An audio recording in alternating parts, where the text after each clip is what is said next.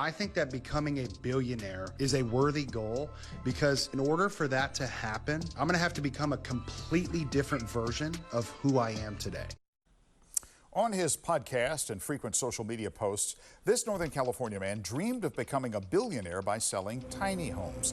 But now his offices are closed and hundreds of customers across the country are wondering where their money went. Yeah, the I-Team's Dan Noyes has been investigating and joins us with the latest. Dan.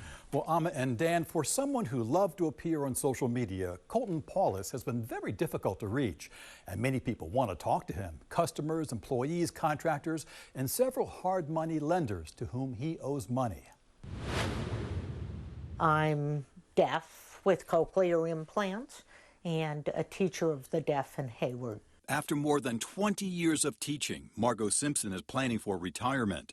To make some extra money, she thought she had a perfect spot for an ADU, or accessory dwelling unit. I have a 1,000-square-foot house on a 10,000-square-foot lot.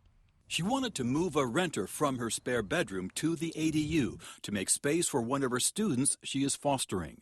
Margot hired Anchored Tiny Homes to build the ADU and gave them $28,000 to start, but it's all gone. Well, it's my retirement. Their offices in Fair Oaks closed before she could even break ground. Last week, I spotted tiny home plans sitting on the floor and missed delivery notices at the door. Where's your foster daughter staying now? She's staying in your bedroom? She stays in my bedroom. I sleep here. On the chair? In the chair. And that's fine. But the ADU was supposed to solve that.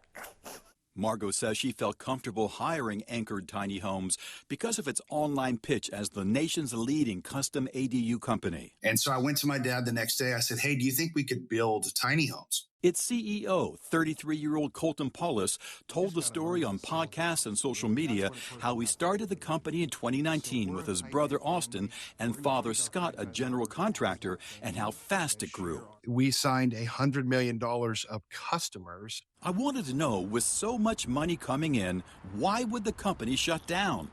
None of the Pauluses, Colton, Austin, or Scott, would return my calls, texts, or email, so I stopped by their homes last week. Hello? No one came to the gate at the father's house in Granite Bay. Austin Paulus's house nearby was freshly rehabbed, still had construction materials in the driveway. Anchored's former chief operating officer tells me the father and sons often used the company's subcontractors for personal projects when they were supposed to be building tiny homes. I pulled them back, and I caught a lot of flack for that because they were supposed to be at Austin's house doing remodeling. And I'm like, it doesn't matter. We take care of our clients first. Like, hire on you, basically get in line with everyone else. Austin pulled up when I was there and declined to answer any questions. What do you say to the people who've lost their life savings? Can you leave, please? Next stop, the CEO of Anchored Tiny Homes, Colton Paulus. I stopped by his house in Folsom once. His truck is now here. And then a second time after his truck had returned. Well, let's see if he'll come to the door this time. His wife answered the doorbell. I'm a reporter for ABC. Is Colton here? No, he's not. Colton Paulus did speak to the ABC station in Sacramento last month. I just want to kind of humbly come on here and say that I'm sorry to everybody. He said the company grew too fast and took on too much debt. To where we couldn't pay contractors on time just due to the explosive growth. And it leaves, obviously, jobs being stopped at this point. The Contractor State License Board has launched an investigation into Anchored Tiny Homes and allegations of abandonment, departing from trade standards, failing to timely pay a subcontractor, receiving and requesting more money than work completed, and more.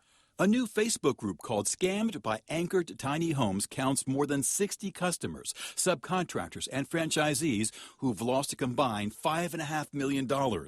But the company's former COO tells me they actually left 450 customers stranded when they shut down. To me, this is about 2/3 arrogance and overconfidence and ego, and it's a third really bad business practice. Just yesterday, Paula sent us this letter saying they're filing personal Chapter 7 for all officers of the company.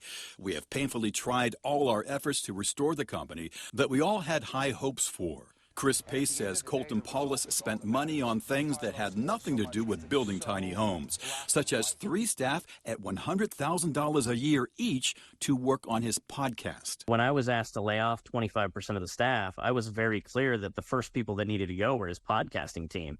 And he said, no, we're not going to do that. We're not going to worry about that. Colton fancied himself as some kind of self-improvement influencer and motivational speaker, and he used social media to show his lavish lifestyle, his 4-times-a-year vacations, his new home, his interest in exotic cars. One day I'll trade in the Bentley for that.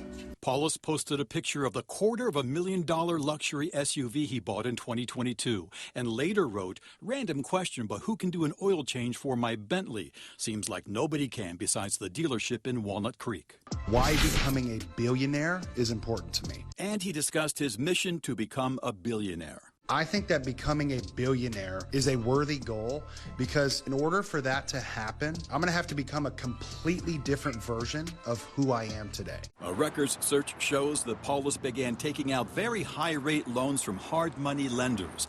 8 of them filed liens against the company last month, and 2 have filed lawsuits. In one deal from March, Paulus received $500,000 and agreed to pay back $725,000 over just 9 months. The lender is suing Paulus for a breach of contract. Did he give you an idea of the amount of interest that he was having to pay? Yeah, at one point I heard a term $800,000 a month. In my estimation, Colton was always swinging for a home run, and the ball was never being pitched. Left in the lurch are retired Teamster truck driver Steve Boldway and his wife Pina. They wanted to rent a tiny home to traveling nurses in Napa, but Anchored stopped paying the subcontractors in the middle of the project. They lost $65,000 and are using their own money to finish it. How you feel about what happened? Hurt, angry. I went through all the emotional roller coaster. I feel awful for the rest of the people. There's so many of us, not just us, so many. Including his employees. Paulus faces a lawsuit for unpaid commissions and wages, and his subcontractors, including interior designer Jessica Cathy. She tells me Paulus owes her $79,000, what amounts to her life savings. There are hundreds of clients left with either a hole in their ground or a wall half built or no permit at all, and they've paid in full. And there are so many different family stories. It breaks my heart. I have confirmed that some Anchored Tiny Homes customers have complained to the Sacramento DA's office and the FBI. Colton Paulus tells me that by text that neither agency has contacted him at this point. He also denies the company did anything illegal. Dan. Obviously, this is going to go on for a while. You feel so badly for all those folks who... Just to meet those people, they had a lot of dreams, just trying to get by with a little extra income. Yeah, and this it's happens. a huge amount of money for them. Exactly. Yeah. Thanks, Dan.